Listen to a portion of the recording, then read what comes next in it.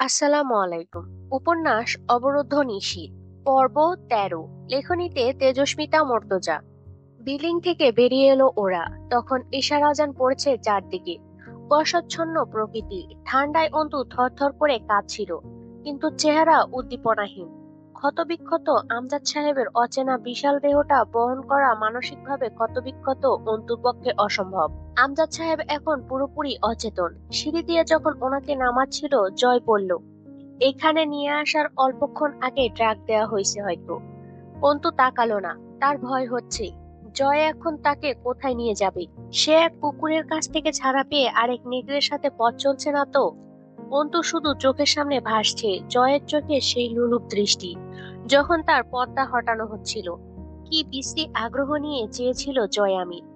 জয় যখন আমজাদ সাহেবকে তুলে নিয়ে বেরিয়ে আসছিল, পলাশ কিছু বলেনি।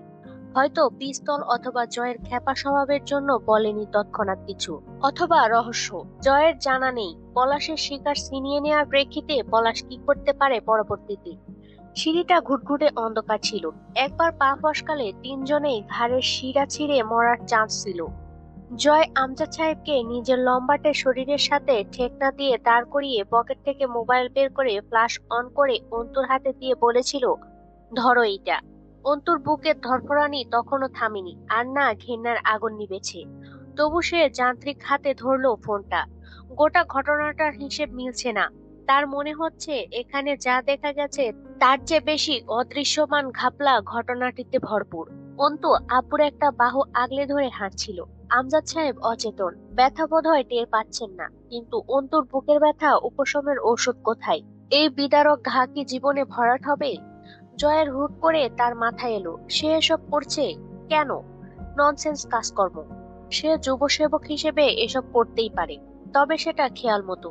তাই বলে আর্মিনের বাপের সাহায্য? একবার তীব্র ঘৃণার চোখে দেখলো আর্মিনকে। চোখ দুটো আক্রোশে জ্বলজ্বল করে উঠল। অন্তু টের পেল ঠান্ডায় অথবা আতঙ্কে তার হাত এবং হাঁটু বিশেষত খুব বাজেভাবে কাঁপছে। শরীরের চাদরটা ওখানে ধস্তাধস্তিতে পড়ে গিয়েছিল। এখন এক টুকরো ওড়না আছে বুকে, মাথায় কিছু নেই। সে অল্প একটু ওড়না তুলে মাথায় রাখলো। অভ্যাসবশত যেই মুখটা আবৃত করার জন্য আপনা আপনি হাতের ওড়না মুখে উঠে যাচ্ছিল, সঙ্গে সঙ্গে হাত নামিয়ে ফিক করে হেসে ফেললো। চোখে এসে পানি জমলো একদলা। ভেতরের যন্ত্রণারা ধিক্কার দিল ওকে। বোকামি, তুই তো জবাই হয়েই গেছিস, তোর আর কিছু বাকি আছে? মুখ ঢেকে এখন আর নাটক না করলেই নয়। যা সংরক্ষিত রাখতে হয় তা শতভাগ অক্ষত রাখতে হয়। সেখান থেকে একরত্তি দানা খসলে পুরো সংরক্ষণের মান হারায়, সেটা অসংরক্ষিত হয়ে ওঠে। এই আবরণ খোলার পর তা দর্শনে কতগুলো পুরুষ মজা লুটেছে। নাটক না করে সামনে হাঁট। 22 বছরের এই সংরক্ষণের খোলসে আজ ইঁদুর ঢুকেছে, তাও সেই ইঁদুর তাড়িয়েছে কে জানিস? আরেকটা পশু, যে তোকে ধরলে হয়তো শুধু তোর সম্ভ্রমই নয়, বোধহয় গোটা তোকে খুবলে খেয়ে ফেলবে। বাঁশের ঝাড়টার দিকে তাকিয়ে লম্বা লম্বা টান দিচ্ছিল মোস্তাকিন সিগারেটে। সামনে চোখ যেতেই মনে হলো অন্তু আসছে। একা নয় সে, তার পাশে আরো দুটো পুরুষ অবয়ব। চট করে হোলস্টারে হাত গেল, পিস্তলটা বের করেই তাক করে ধরলো। জয় হেসে উঠল, আরে আরে, মোস্তাকিন সাহেব যে। হাসি থামিয়ে মিছে মিছে গম্ভীর হলো, ভেতরে যাননি কেন? আর একটু হলেই খানিক পর 3টা লাশ উদ্ধার করতে হতো আপনার। আমাদের কথা নাই বা ভাবলেন? অন্তত লেডিস এই পরিস্থিতিতেও এমন নোংরা মশকরা অবশ্য জয়ের কাছে আশা করাই যায়। অন্তুর দিকে তাকিয়ে মোস্তাকিনের মুখ কালো হয়ে এলো। পর মুহূর্তে দ্রুত আমজাদ সাহেবকে আগলে নিল জয়ের কাছ থেকে। অন্তুর মুখটা মুস্তাকিন প্রথমবার দেখলো, ক্ষণকাল চোখ ফেরালো না। জয় সিগারেট ধরিয়ে এক পাশে গিয়ে দাঁড়ালো। আমজাদ সাহেবের নড়বড়ে দেহটা দুজন কনস্টেবলের ভাড়ে দিয়ে শরীরে থাকা চাদরটা খুলে অন্তুর দিকে এগিয়ে দিল। অন্তু যন্ত্রের মতো হাত বাড়িয়ে চাদরটা নিয়ে গায়ে জড়িয়ে নেয়। মুস্তাকিন প্রায় রুষ্ট কণ্ঠে বলল, মুখ ঢেকে নিন অন্তু। ওখানে কি হয়েছিল পরে শুনছি। অধিকার বোধ অথবা কর্তব্য, যাই হোক, ছিল মুস্তাকিনের স্বরে। জয় মুস্তাকিনকে বলল, তো যান, তাইলে আমার গাড়ি আসবে। ভিআইপি লোক তো। চোখ মারলো কথা শেষে। মুস্তাকিন হাসলো, খুব শীঘ্রই দেখা হবে। জয় মাতালের মতো কাঁধ দুলালো। ওরা চলে যেতে জয় পেছনে তাকায়। পুরনো দোতলা রুপটপ থেকে পলাশের জলজলে চোখ দুটো যেন জয়কেই দেখছিল। পুরো দলসহ দাঁড়িয়ে দেখছে এদিকের কাণ্ড। আমজাদ সাহেবকে একটা প্রাইভেট হাসপাতালে ভর্তি করালো মুস্তাকিন। সে লোক পাঠিয়েছে রাবেয়াকে আনতে। রাত 10টা বাজবে। অন্তু বসেছিল ব্রেঞ্চের ওপর। বেশ কিছুক্ষণ নির্লজ্জের মতো দেখলো মোস্তাকিন মেয়েটাকে। আসলে যা সহজে পাওয়া যায় না, তা হুট করে পেলে মানুষের আগ্রহ পেয়ে বসে। মোস্তাকিনও রেহাই পেল না সেই আগ্রহ থেকে। অন্তুকে দেখা যায় না, আজ যাচ্ছে, যদিও বিষয়টা মোস্তাকিনের ভালো লাগছিল না। ধীরে হেঁটে এসে অন্তুর পাশে বসলো। রক্ত শুষে বেরিয়ে গেলে মানুষের মুখের বর্ণ বোধহয় অন্তুর মতো হয়। প্রাণ নেই মুখে, উদ্দীপনার বড্ড অভাব। হাঁটুর ওপর দু হাত একত্র করে থুতনিতে ঠেকিয়ে আনমনে চেয়ে আছে। অন্তুর দেহ সেখানে বসা ছিল। তার নজর ছিল না এই জগতের কোথাও।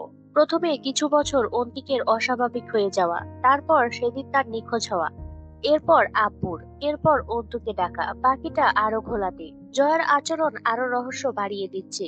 হিসেবটাকে সাধারণভাবে সমাধান করা যাচ্ছে না। কোথাও একটা কিন্তু থেকে যাচ্ছে। স্যারকে ওরা কেন নিয়ে গিয়েছিল? মুস্তাকিন ঝুঁকে বহল মেঝের দিকে। কথা বলতে ইচ্ছে করছে না। একরোখার মতো বলে উঠল মুস্তাকিন, আপনার ইচ্ছেটাকে প্রাধান্য দিতে ইচ্ছে করছে না আমার, বলুন। অন্তু সেই নিস্তেজ স্বরে কিছুক্ষণ পর বলল, ইচ্ছে দুজনের দুটো, কারটাকে প্রাধান্য দেব? আমারটাকে। এ পর্যায়ে জেদি লাগলো মুস্তাকিনকে। জোর করছেন? চোখ তুলে তাকালো অন্তু। মুস্তাকিন চমকে উঠল। ভয়ানক সেই চোখ, লাল টকটকে, এক ধরনের জেদ ও যন্ত্রণার সংমিশ্রণে ভরপুর। যা ভাববেন তাই। কি হয়েছিল ওখানে? একটু থেমে অপরাধীর মতো বলল, আমার উচিত হয়নি সময় 1 ঘন্টা দেওয়া। আমি ভাবছিলাম সাধারণ কিডন্যাপিং কেস। গিয়ে কি করতেন? কিছুই করার ছিল না বলে মনে হয় আপনার? এই হাতে মার্ডারও করেছি ম্যাডাম। যখন উপর মহল থেকে ঘুষ খেয়ে আমাকে অর্ডার করা হয়েছে প্রমাণ নষ্ট করে আসামি ছেড়ে দিতে, রাতের অন্ধকারে লাশ বানিয়ে ছেড়ে দিয়েছি আসামিদের। সিনিয়রদের কথা অমান্য করিনি। মুস্তাকিনের কথাবার্তা উগ্র লাগছিল শুনতে। সেই চেনা ভদ্রলোককে ফুঁড়ে বেরিয়ে আসছে এক গোপন বিপ্লবী সত্তা। অন্তু কথা বলল না। তার নিজের কথা ভাবার অবকাশই নেই মস্তিষ্কে। সবটুকু জায়গা ভিড়ে আছে আব্বুর কানের সেই সিগারেটে পোড়া ক্ষত। ছুটে পালাতে ইচ্ছে করছিল কোনো দিকে। এই নোংরা দেহ কলুষিত জীবনকে ফেলে নির্জন জনমানব শূন্যের দিকটা তাকে ডাকছিল।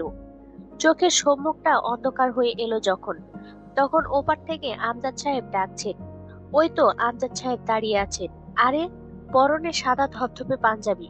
এত অভিজাত লাগছে আব্বুকে দেখতে। অন্তু ছুটে যায় আব্বুর দিকে। আব্বুর ডান হাতের তর্জনী আঙুলটা চেপে ধরে তারা হেঁটে যাচ্ছে। যাচ্ছে যাচ্ছে, তারা চলছে।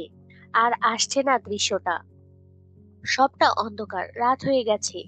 এই তো সবে বসন্তের বিকেল ছিল। এত তাড়াতাড়ি রাত নামলো, সব ফুরিয়ে গেল।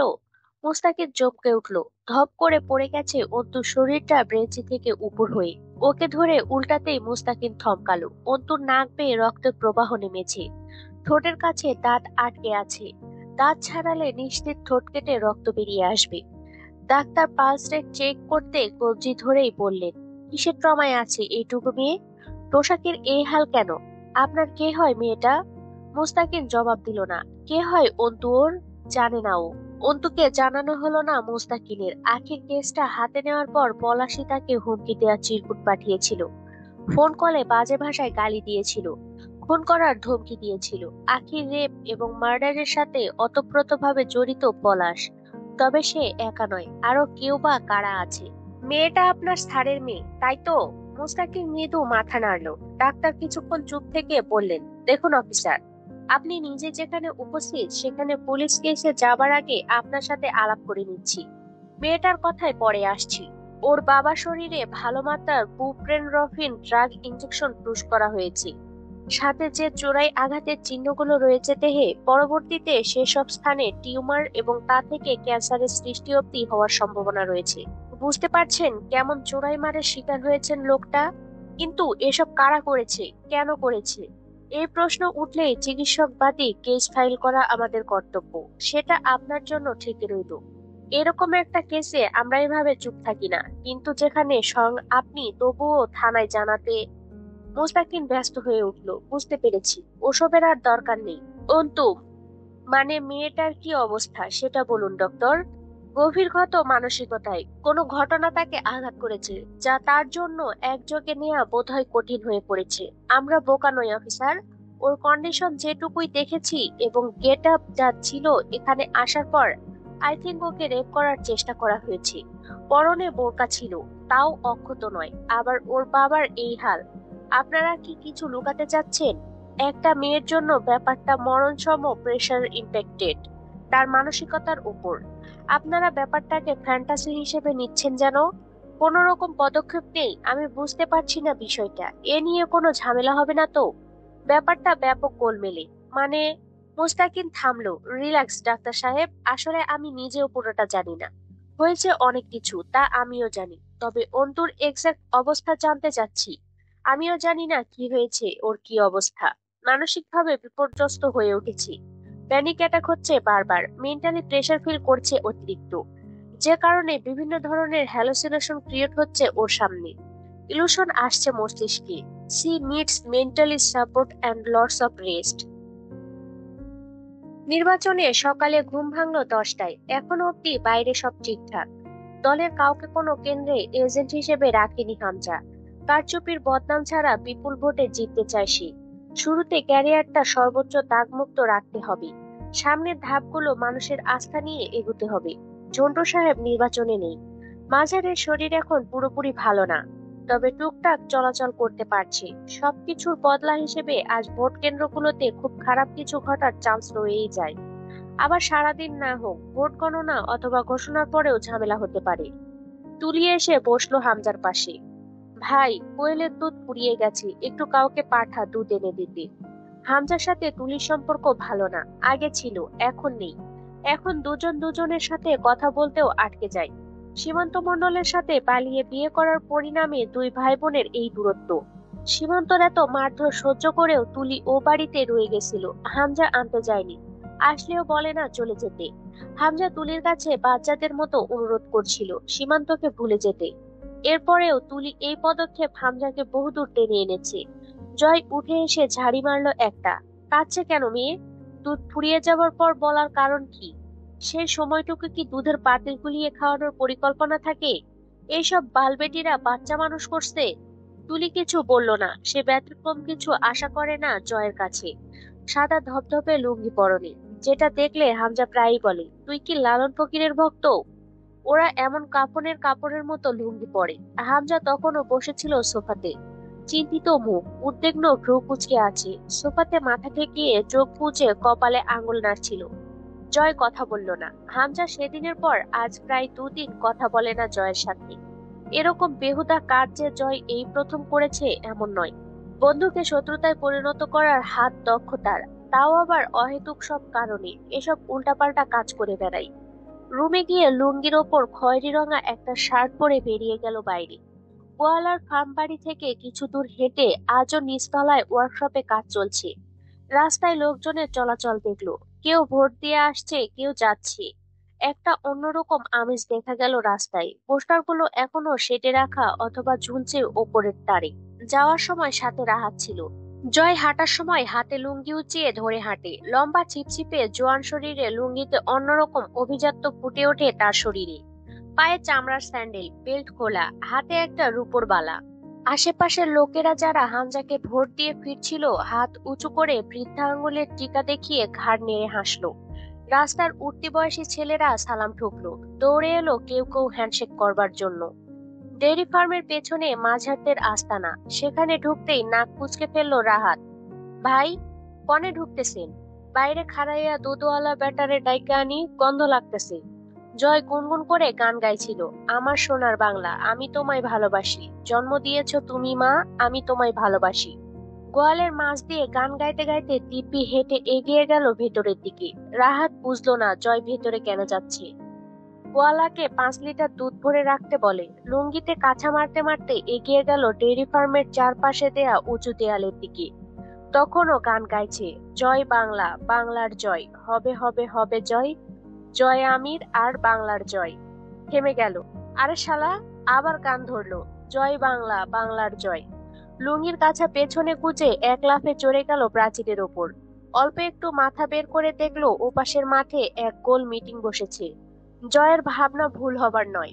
সেখানে মাঝা শুধু চেয়ারে স্ক্র্যাচে ভর করে বসে আছে। পলাশকে ওখানে দেখে হাসি পেল জয়ের। এই দুনিয়ায় জাদু বলতে যদি কিছু থেকে থাকে, তো সেটা মানুষের রূপ পরিবর্তনের ব্যাপারটা। ম্যাজিকের মতো এক লহমায় নিজের পুরো ধারা বদলে আসল রূপে চলে আসতে মানবজাতির সময় নেয় না।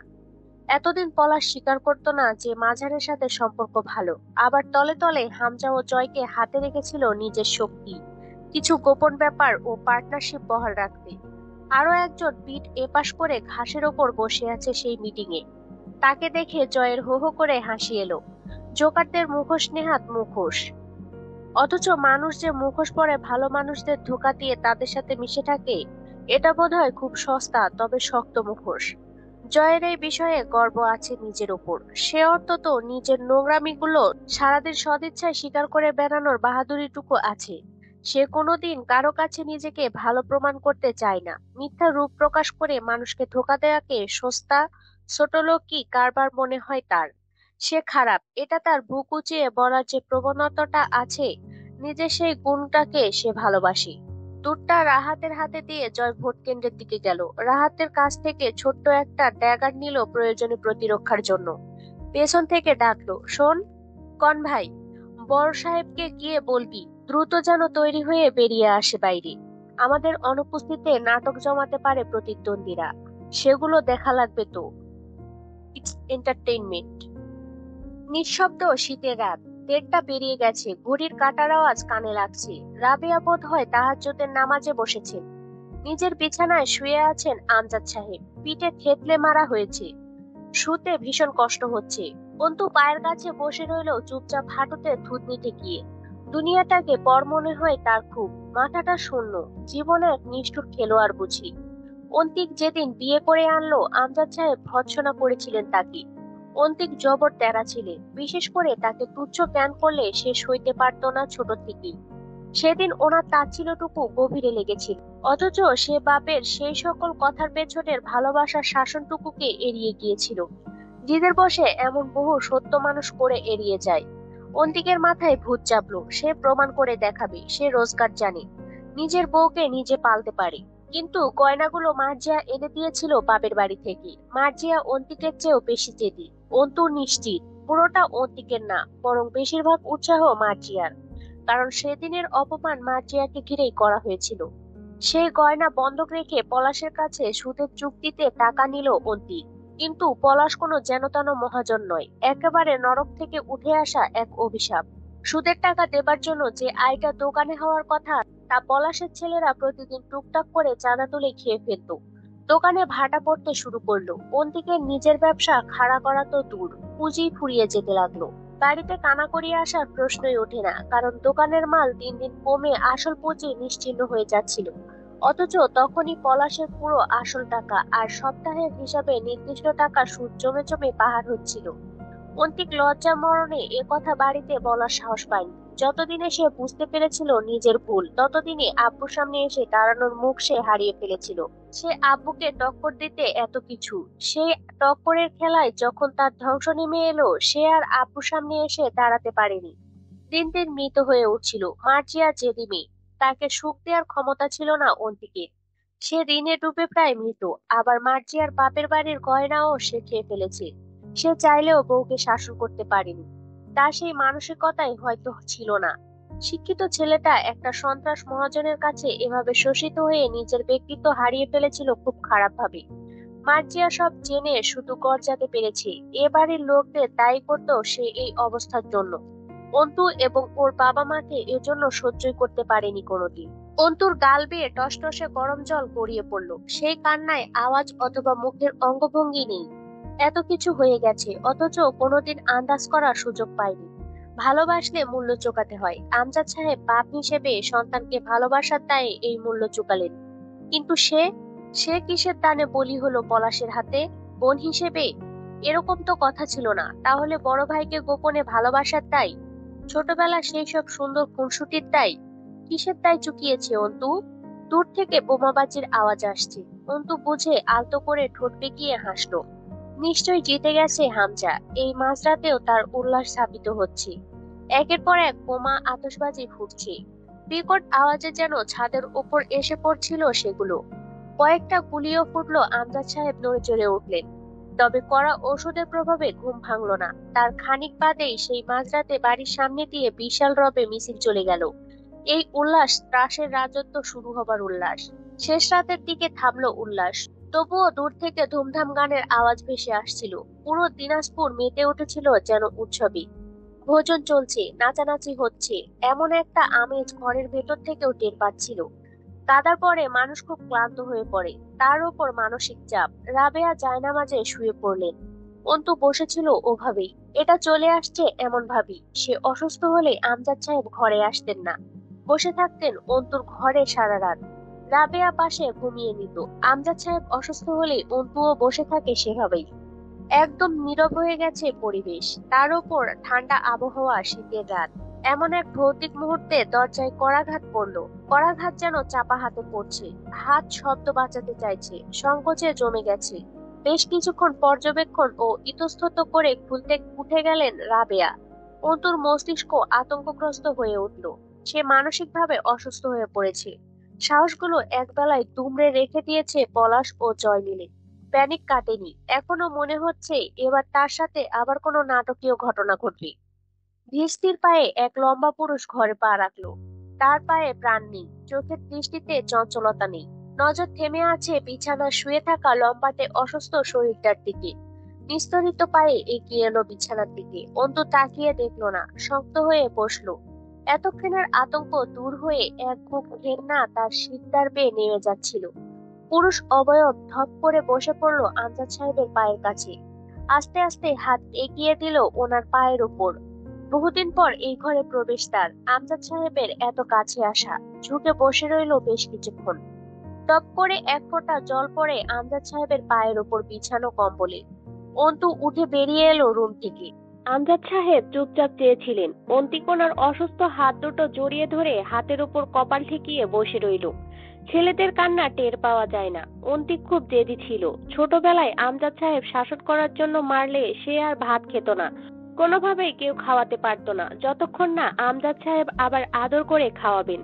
খাওয়ার আগে ঠিক এভাবেই আব্বুকে জড়িয়ে ধরে আহ্লাদ করে কাঁদতো। কিন্তু সেদিন রাতে আমজাদ সাহেব কিছুই বললেন না। অন্তিকের ভেতরের যন্ত্রণা বাড়ছিল এতে। এরপর পা দুটো জড়িয়ে ধরে বসে রইল। সকাল হলো, সে পা আর ছাড়েনি। কতবার কতভাবে ছুঁয়ে দিচ্ছে আব্বুর আঘাতগুলো। পাগলের মতো প্রলাপ বকছিল। মার্জিয়াও এসে বসলো একটু বেলা বাড়লে। যদি মেয়ের মুখেও রা নেই, অপরাধীর মতো মুখ করে বসেছিল। বেলা 11টার দিকে মোস্তাকিন এলো। আমজাদ সাহেবকে সালাম করে এসে দাঁড়ালো। রাবেয়া চেয়ার এনে দিলেন। বসলো না সে চেয়ারে। যে মাদুরটা পাতা ছিল তাতে সবার সাথে পা গুটিয়ে বসে পড়লো। চেয়ারে বসে আছেন আমজাদ সাহেব। হুট করে অন্তু কেন যেন একটা অপ্রাসঙ্গিক কথা তুলে বসলো। আখির কেসটা কত দূর এগোলো অফিসার? কেস টানার জন্য দড়ি লাগি, সেটা প্রান্ত হারিয়ে ফেলেছি। থেমে আছে বলা চলে, বন্ধ হয়ে গেছে। আপনি বলেছিলেন ওনারা নাকি বাড়ি ছেড়ে চলে গেছে। হ্যাঁ, আমি গিয়ে পাইনি। আপনি গিয়েছিলেন না? আমিও পাইনি। তাহলে যে জিজ্ঞেস করছেন? অন্তু কথা বলল না। তার মুখে পর্দা নেই, শুধু মাথায় ওড়না দেয়া। অন্তু যতক্ষণ চুপ রইল আর কেউ কথা বলল না। সে নিজেই সময় নিয়ে বলল, এর মাঝে 3 দিন অলরেডি কেটে গেছে, আজ 4র্থ দিন। ওরা এই 2 দিন কোনো মুভমেন্ট দেখায়নি। ব্যাপারটা জটিল। অন্তিক এখন বাড়িতে, যদিও আমি কিছুই বুঝতে পারছি না। আসলে কিসের জন্য কি হচ্ছে তা ধারণা করতে গেলে মাথায় প্যাঁচ লেগে যাচ্ছে। ওরা এবার বাড়ি চলে আসলে পুরো পরিবার শুদ্ধ টুকরো টুকরো করে কেটে রেখে যাবে হয়তো। তাই আমি যাচ্ছিলাম থানায় একটা ছোট্ট রিপোর্ট করে সাধারণ সালিশের মাধ্যমে পলাশের কাছে কিছুদিন সময় চেয়ে নিতে, যাতে কুড়িগ্রামের জমিটা বিক্রির জন্য আর খানিকটা সময় পাই। মুস্তাকিন একটু ভেবে বলল, থানায় এ নিয়ে আলাপ করাটা কতটা ঠিক হবে বলতে পারছি না। পলাশ ব্যাপারটা কেমন ভাবে নেবে জানা নেই। আর খবর পেয়েছি রাজনাজগড় দিনাজপুর নেই। ওদের বিরুদ্ধে, এমনকি কারো বিরুদ্ধে কোনো অভিযোগ করব না আমি। শুধু অন্তিকের ঋণের বিষয়টা জানাবো এবং পলাশ আজগরের সাথে একটা আলোচনার মাধ্যমে আইনতভাবে খানিক সময় আমরা চেয়ে নিতে চাই। মুস্তাকিন মাথা নাড়ল। কিছু সময় চুপ থেকে বলল, আপনি কি ভরসা হারিয়েছেন আমার উপর অন্তু?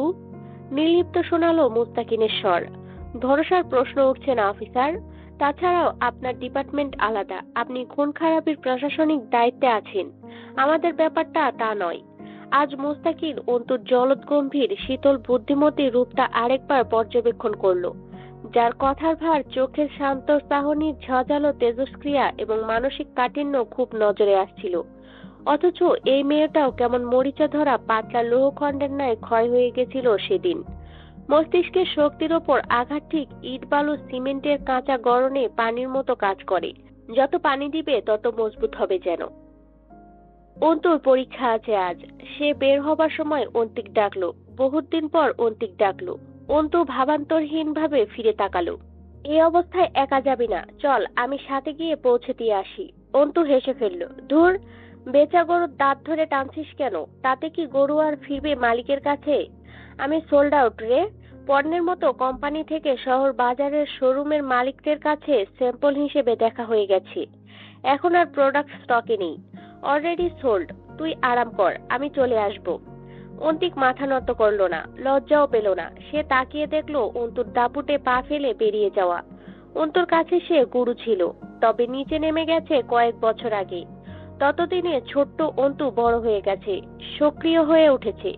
তার তো আরো বহু ভৎসনা প্রাপ্ত। বাপ মা বোন ক্ষমা না করলে তার ক্ষমা নেই। এরকম ছোটখাটো কটূক্তিতে তার সুখ হচ্ছিল।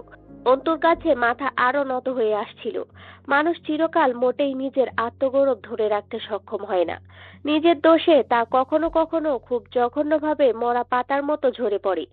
ঠিক যেমন সে আজ নিতান্তই নর্দমার কীট, অবাঞ্ছনীয় জেদের বশবর্তী হয়ে সর্বস্ব ধ্বংস করা এক অভিশাপ। পরীক্ষা শেষ করে ক্যাম্পাস থেকে বেরিয়ে অন্তু গেল থার্ড ইয়ারের ফর্ম ফিল আপের জন্য। মনোয়ারা রেহমান ওকে দেখে মৃদু হাসলেন। ভালো আছো? মলিন হাসিটা লুকিয়ে সে বলল, আলহামদুলিল্লাহ ম্যাম, আপনি ভালো? মনোয়ারা মাথা নেড়ে বসতে বললেন। এক মুহূর্তের জন্য অন্তুর দিকে তাকিয়ে হুট করে যেন থমকালেন ভদ্রমহিলা। অন্তুর মুখ খোলা, পর্দা নেই তাতে, তবে সঙ্গোপনে এড়িয়ে গেলেন এই ব্যাপারটা। মনোয়ারা কিছু বুঝলেন বোধ হয়। কিছু বলবে অন্তু? তোমার সাথে এমন ইতস্তত বোধ যায় না। আমি তোমাকে স্পষ্টভাষী হিসেবে দেখতে চাইবো। অসুস্থ হয়ে বসলো অন্তু। ম্যাম, আমাদের কমন রুমে যে সালমা খালা কাজ করতেন, ওনার সম্বন্ধে কি কি জানা আছে আপনার? সন্ধিয়ান স্বর মনোয়ারার। কেন জিজ্ঞেস করছো? অন্তু খানিকক্ষণ চুপ করে রইল, কিছু ভাবলো। একটু রহস্যমণ্ডিত লাগলো ব্যাপারটা। এরপর আচমকা সহজ গলায় বলল, জানি না। আসলে ওনার মেয়ের অভাবে মৃত্যু। ওনার মেয়ে? আখি ওনার মেয়ে ছিল? অন্তু অপ্রস্তুত হলো। জি ম্যাম, ওনার মেয়ে আখি। ও আচ্ছা, তো তুমি কেন জিজ্ঞেস করছো সেসব ব্যাপারে? অন্তু কথা খুঁজে পেল না আর প্রসঙ্গ এড়াতে বলল, আমাদের নতুন সাজেশন দেবার কথা ছিল না ম্যাম? বেরিয়ে আসার সময় ফের একবার ডাকলেন মনোয়ারা। শোনো মেয়ে, এতক্ষণ অনধিকার চর্চা হবে বলে জিজ্ঞেস করিনি, তবে না করে পারলাম না। তোমায় দেখে ঠিক লাগছে না। আমার অভিজ্ঞতা বোধহয় ফাঁকি দিতে পারেনি তোমার চতুর চোখ। অন্তু হাসলো। সুযোগ পেলে পরে কখনো সরল চোখে তাকাবেন ম্যাম। পড়ে নেবেন সবটা, আজ জোর করবেন না। আমার জন্য দোয়া করবেন। একটা সরু দীর্ঘশ্বাস বেরিয়ে এলো। জীবন তার সাথে বেশ গভীর নিষ্ঠুর খেলায় মত্ত হয়েছে। জিতবে কে? জীবনের সাথে নাকি জেতা যায় না? হার নিশ্চিত জেনেও সে কি একবার লড়বে? হারার জন্য লড়াটা বোকামি হবে না? আবার না লড়ে জিতে যাওয়াটা কি ছোটলোকি হবে না? ভাবনা শেষ হলো শহীদ মিনারের সম্মুখে এসে। মেরুদণ্ড বেয়ে এক শঙ্কিত হওয়া মস্তিষ্কের নিউরন কোষে আন্দোলন তুলল যেন। জয় জয় জয় আমির। এই পথটা তার বহু হেনস্থার সাক্ষী। আজ দেখা হবে? না হওয়ার চান্স বেশি। গতকাল নির্বাচনে জেতার উৎসব করে এখন হয়তো ঘুমাচ্ছে। অন্তু হাসলো। এরা সুখী, কারণ এরা খারাপ। অন্তু অবাক হলো। আশ্চর্য, সে নিজেও তো খারাপ, তবুও তার জীবনে এত ঝঞ্ঝাট কিসের? নাকি নিয়তির কাছে তার খারাপ মানসিকতার খবর পৌঁছায়নি? নিয়তি নিজেও জানে না অন্তু কতটা স্বার্থপর, হিংস্র আর কুটিল। আবার সময় সাপেক্ষে খুব দুর্বল। এই বিষয়টা অবশ্য ঘৃণা করে অন্তু। দুর্বল কেন সে? পুরোপুরি খারাপ হতে হবে তাকে। গোটাটা আপাতমস্তক, প্রতিটা শিরার প্রবাহধারার খারাপের তরল ঢুকাতে হবে। পলাশ ভালো আছে, জয় ভালো আছে। এ সমাজে এমন সব জয় পলাশেরা এক ডাকে সুখী মানুষ। সেও সুখে থাকবে। শুধু একবার খারাপ হয়ে গেলেই তার সুখ আর ঠেকাবে না কোথাও। নিজেকে এ পর্যায়ে পাগল মনে হলো অন্তুর। সেই রাস্তা, জয় হামজার ক্লাবের রাস্তা। ক্লাবটাকে বেলুন, ফুল, বিভিন্ন ধরনের সরঞ্জাম সাজিয়ে তোলা হয়েছে। এক গাদা চেয়ার জড়ো করা পাশের মাঠটায় বেশ কিছু ডেকচি, প্লেট, সামিয়ানা ইত্যাদিও দেখতে পেল। উৎসবের জমজমাট পালিত হয়েছে। অন্তুর বুকটা আবার একটু কাঁপলো। ক্লাবের সামনে কেউ নেই, দুপুর গড়ানোর সময়। সবগুলো নাচানাচি লাফালাফি করে হয়তো বিশ্রাম নিচ্ছে এখন। ঘর বাড়ি ওভাবেই পড়ে আছে, শুধু মানুষগুলো নেই। চাঁদনির কথা অন্তুর মাঝে মধ্যেই মনে পড়ে। মেয়েটাকে একদিনেই কেন জানি মনে ধরে গিয়েছিল। আর সালমা খালা, ওনার কান্না জড়িত মুখটার কথা মনে পড়লে বুক ভার হয় অন্তুর। অন্তুর চাঁদনিকে দরকার। ওর বিশ্বাস মেয়েটা অনেক কিছু জানে। অন্তু এটাও ভেবে বের করেছে এই 2 দিনে এসব তাদের পরিবারের সাথে শুধুই ঋণের টাকার দায়ে বোধহয় হয়নি। কিছু একটা ঘটেছে, চলছে পিঠ পিছে, যা আন্দাজের বাইরে। কি হতো যদি না জয় সেদিন ওকে শেষ মুহূর্তে রক্ষা না করতো? ভাবতেই বিষিয়ে উঠলো ভেতরে ভাবনাটা। এক জানোয়ারের সাপেক্ষে আরেকটা জানোয়ারকে সুক্রিয়া জ্ঞাপন করছে যেন পাগল মনটা। তবু সে কৃতজ্ঞ ওই নোংরা লোকটার কাছে, অন্তত নিশ্চিত সর্বাঙ্গের হাত থেকে রক্ষার খাতিরে। টিনের বেড়া কেটে বানানো দরজাটা চাপানো ছিল। তা চেপে ভেতরে ঢোকার চেষ্টা করতেই কেমন ক্যারক্যার শব্দ করে উঠল। অন্তু সাবধান হলো। কোনো মতো ভেতরে মুখ দিতেই একটা বিশ্রী গন্ধ এসে সুরসুর করে নাকের ভিতর প্রবেশ করলো। বমি এসে গেল অন্তুর। ওড়না তুলে নাকে চেপে ধরলো। এই কদিনে একটা বসত বাড়িতে এমন দুর্গন্ধের উৎস কি? কিছু মরে পড়ে আছে নাকি? ঘরগুলো ফাঁকা, জিনিসপত্র কিছুই নেই। যত এগিয়ে যাচ্ছিল গন্ধটা আরো প্রকট হয়ে নাকে আসছিল। মাটির রান্নাঘরে ইঁদুর মাটি তুলে ছোট ছোট পাহাড় বানিয়েছে। চাঁদনি যে ঘরে তাকে বসিয়েছিল সেখানেও উকি দিল একবার, ফাঁকা সেসব। অথচ গন্ধের উৎসটা আসছে আসলে ওই বিল্ডিং থেকে, যেটা অন্তু এর আগের বার এসেও দেখেছিল। ওভাবেই পড়ে আছে, শুধু ছাদ হয়েছে, নিচে মাটি, জানালা দরজা কিছুই নেই।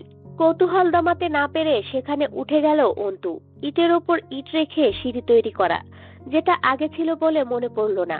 বালু বিছানো মেঝে, দুটো পাশাপাশি ঘর। এক ঘরে উকি দিয়ে ফাঁকা পেল। ওপর ঘরে যেতেই একদম পেট গুলিয়ে এলো অন্তুর। শক্ত করে ওড়না চাপলো নাকি, অবাক হয়ে দেখলো ঘরটা।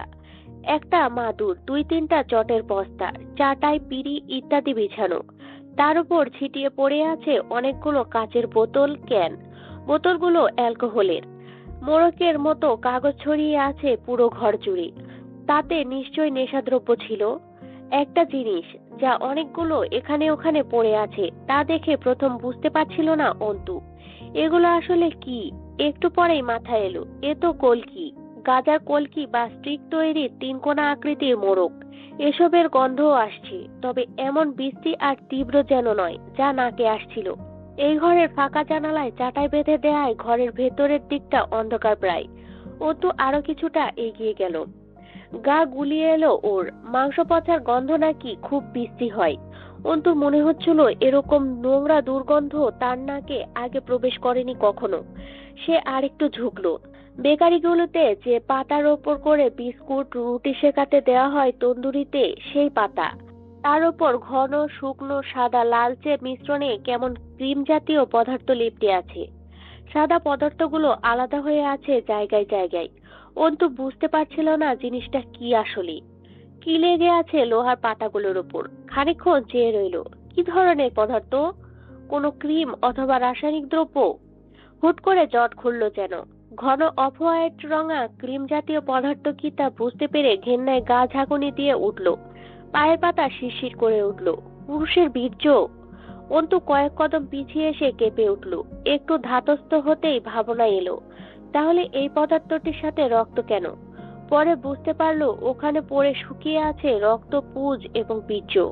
মানব দেহের বর্জ্য পদার্থের সবচেয়ে ঘৃণ্য ও নোংরা 3টি পদার্থই এখানে পড়ে আছে। অন্তর শরীরের পশমগুলো তখনও দাঁড়িয়ে আছে, লোমকূপগুলো শিউরে আছে, পেটে মোচড় দিয়ে আসছিল। এখানে কি হয়? মজ্জ আর আসর বসে তা তো বোঝা গেল না হয়, তবে এগুলো কি? কেন?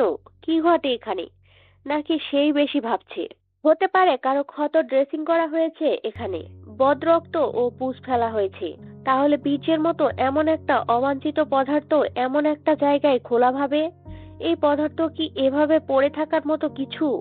কি ধরনের নোংরামি হয় এই পরিত্যক্ত কারখানায়? সে যখন বাড়ি থেকে বেরিয়ে এলো আছরের আজান পড়ছিল। হাত ঠান্ডা হয়ে এসেছে, কেমন ঘোর লেগে গেছিল। সাধারণ স্বাভাবিক জীবনটা কবে থেকে যেন এমন উদ্ভট সব পরিস্থিতির সম্মুখীন হওয়ার অভ্যাস গড়ে নিল। এই ভয়টাও ভেতরে কাজ করছিল না যে পাশেই ক্লাব ঘর, কেউ দেখে ফেলবে তাকে। খানিক হেঁটে তবে রাস্তায় উঠতে হয়। বাড়িটার চারপাশে কোনো বসতি নেই। অন্তু ভেবে পাচ্ছিল না এখানে আসলে হয় কি, আর বাড়ির লোকগুলোই বা গেল কোথায়। কেউ জোর করে উঠিয়ে দিয়েছে? কারা উঠিয়ে দিয়েছে? ক্লাবের মালিকেরা? পাশের বাড়িতেই ঢুকলো সেই দ্বিধা সংকোচ ঠেলে। কথায় কথায় জিজ্ঞেস করলো ওই বাড়ির লোকেরা কোথায় গেছে। বাড়ির মহিলারা বললেন হুট করে একদিন আসছিল, পরে আবার চলে গেছে হয়তো। কারোর সাথে তেমন সম্বন্ধ ছিল না ওদের যতদিন ছিল এখানে। অন্তুর চোখ মুখ কুঁচকে উঠল। মানে হুট করে এসেছিল মানে? সালমা খালা এখানকার বাসিন্দা না?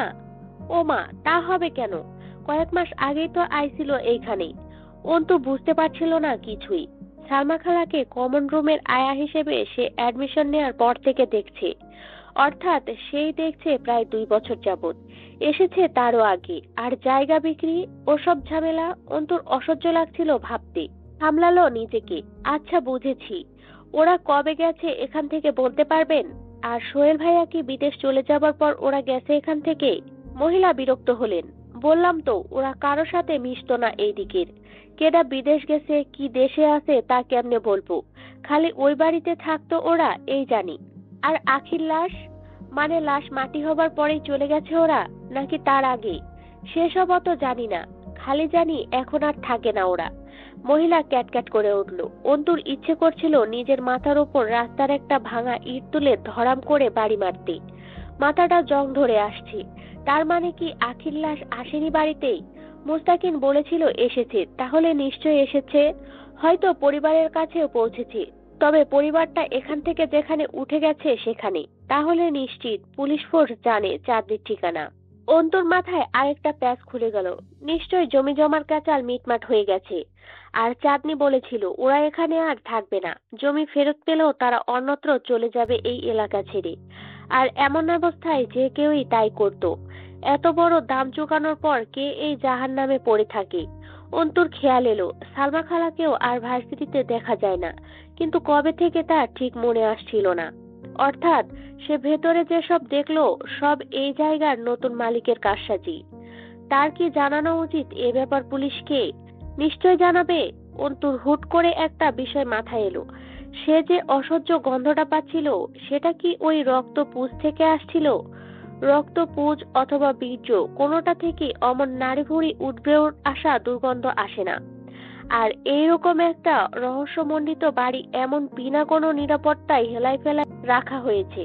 জমিটা এক হিন্দু লোক কিনেছে। সেই লোক এখানে কোনো অনৈতিক কাজ করছে না তো? কিন্তু এখন চাঁদনিরা কোথায় আছে? সোহেল কি আবার বৌমাকে ফেলে বিদেশে চলে গেছে?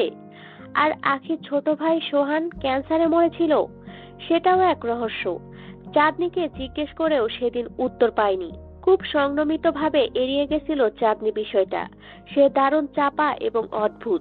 অন্তুর অনেক অনেক কিছু জানা ছিল চাঁদনির কাছে, কিন্তু কোথায় পাবে ওদের? কোনো খোঁজ জানা নেই।